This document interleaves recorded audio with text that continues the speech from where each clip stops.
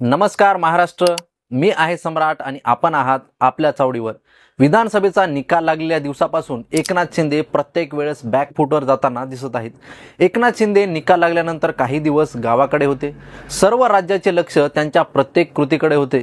मुख्यमंत्री पद जरी देवेंद्र फडणवीस यांना मिळणार हे निश्चित असले तरी बाकी महत्त्वाची खाती शिंदे यांच्याकडे येतील असा अंदाज लावला जात होता।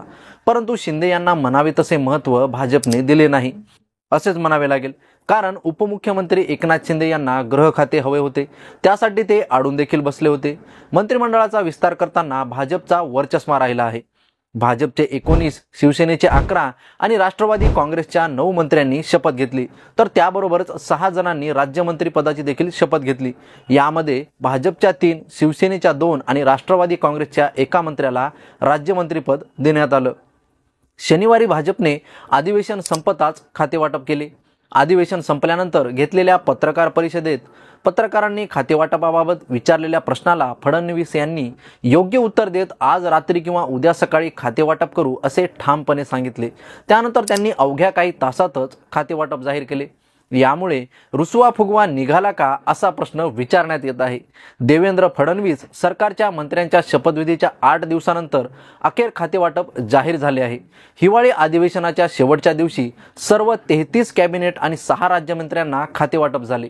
मुख्यमंत्री देवेंद्र फडणवीस, उपमुख्यमंत्री एकनाथ शिंदे आणि उपमुख्यमंत्री अजित पवार यांनी सर्वात आधी 5 डिसेंबरला शपथ घेतली होती।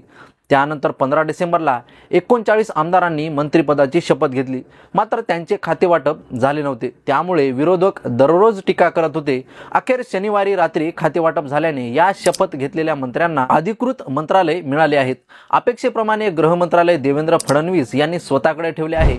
याशिवाय गृह, ऊर्जा, न्याय व विधी, सामान्य प्रशासन, माहिती व प्रसारण त्याबरोबरच खातेवाटप न झालेले सर्वच खाते फडणवीस यांनी स्वतःकडे ठेवले आहेत।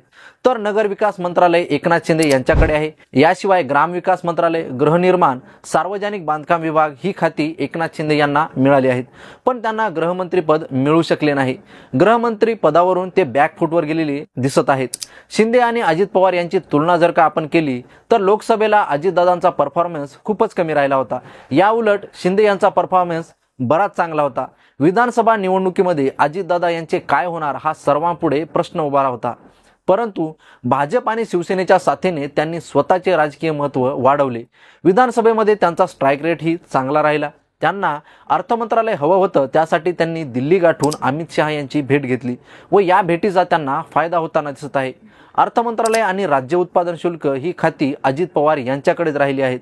त्याबरोबर मराठवाड्यातून मंत्र्यांच्या वाटेला पुढील खाती आली आहेत। त्यामध्ये प्रामुख्याने धनंजय मुंडे यांना अन्न व नागरी पुरवठा, पंकजा मुंडे यांना पशुसंवर्धन आणि पर्यावरण, अतुल सावे यांना ओबीसी विकास आणि त्याबरोबरच दुग्ध विकास, संजय शिरसाट यांना सामाजिक न्याय, बाबासाहेब पाटील यांना सहकार, त्याबरोबरच मराठवाड्यातून एकमेव राज्यमंत्रीपद मिळाले आहे ते म्हणजे मेघना बोर्डीकर यांना सार्वजनिक आरोग्य व कुटुंब कल्याण हे खातं मिळालं आहे।